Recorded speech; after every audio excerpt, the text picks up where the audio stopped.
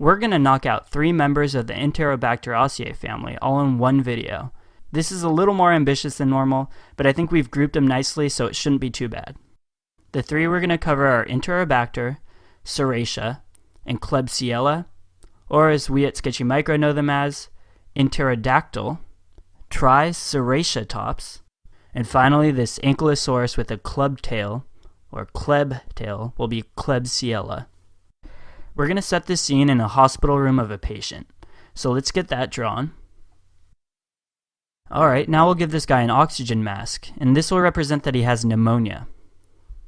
And down here we're going to have this bag of urine hanging off the bottom of his bed, and this is to show you that he has a urinary tract infection. And as you've probably guessed, pneumonia and UTIs are the 2 most common illnesses caused by these bacteria. And the reason we chose the hospital is because all of these are really important nosocomial infections, or hospital-acquired infections. And a big reason why it's important to know that it's a hospital-acquired infection is because that means that you want to think, there may be some multi-drug resistance here. And in this case, all 3 of the bacteria we're mentioning have multi-drug resistance, and you'll probably want to remember that. And we'll make sure to do that by drawing a bunch of pills on the ground next to the patient to remind you that patients in hospitals are taking a lot of antibiotics, so a lot of the bacteria that you find in hospitals are multi-drug resistant, and that goes for these 3 especially. And when you get a question on how to treat an infection by one of these guys, you'll want to think along the lines of a carbapenem, where resistance typically isn't seen. So far we have that they're all multi-drug resistant, and that they're all nosocomial infections, and they most often cause pneumonia and UTIs. And there's really only one more important shared feature that we have to cover, and that's that they all ferment lactose. This characteristic is often one of the first mentioned in questions to help differentiate between the various Enterobacteriaceae. The only other important lactose fermenter you'll have to remember is E. coli, which we're going to cover in another video. So right away, if you see that a culture can ferment lactose, these could be part of your differential. So to remember this, we're going to draw a milk carton because, of course, milk has lactose. So when you see it, you should think lactose fermenters. And also take note that we're drawing the milk carton pink. Why is this important? Well, lactose fermenters form pink colonies on MacConkey agar. So it's kind of a 2-for-1. The milk represents lactose, and the pink color for the pink colonies on MacConkey agar. And I really can't hype this aspect enough. You have to remember that these are lactose fermenters. If a question stem gives you that an isolate was taken and grown on MacConkey agar and formed pink colonies, that's a huge help. That really narrows it down to these and E. coli, so you have to be able to recognize that. And of course, after I've really stressed that, there is a caveat, but it is really pretty low yield, so feel free to plug your ears and hum for the next 5 seconds. I won't be offended, but I do need to mention it for completeness' sake. So Serratia does ferment lactose, but it does so really slowly, so sometimes it can actually show up negative on a lactose fermentation test.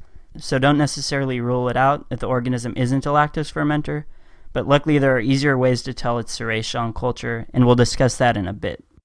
Again, everything we've added so far applies to all 3 species of bacteria, so maybe pause the video here, rewind, and make sure you're comfortable with all of these features before we start drawing them out individually.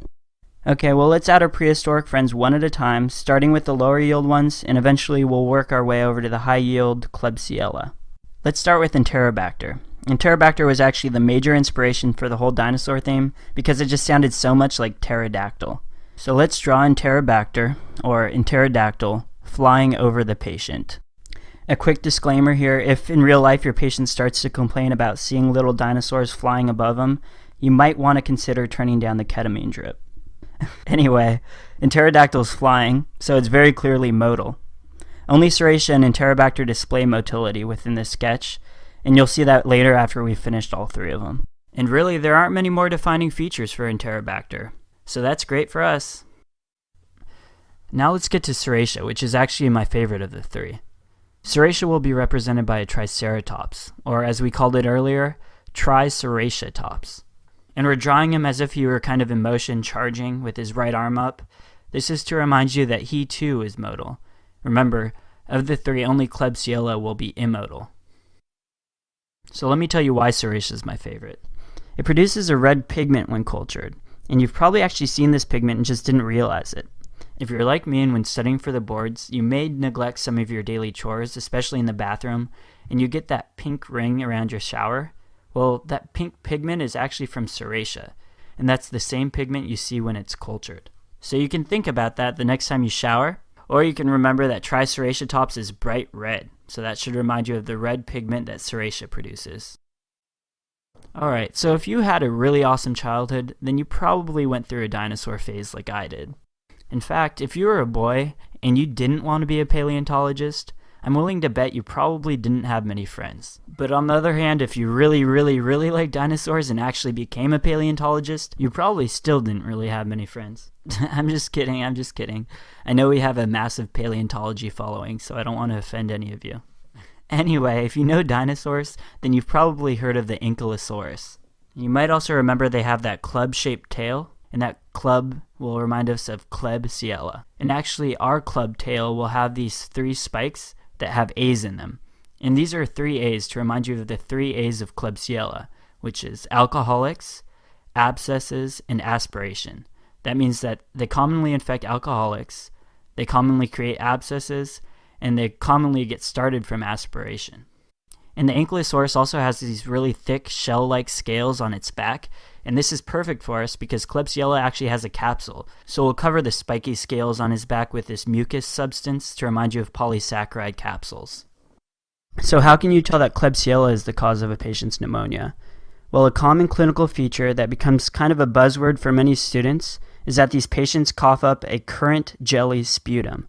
The boards don't generally go for such obvious buzzwords, but you may see it in your class exam, so we'll include it.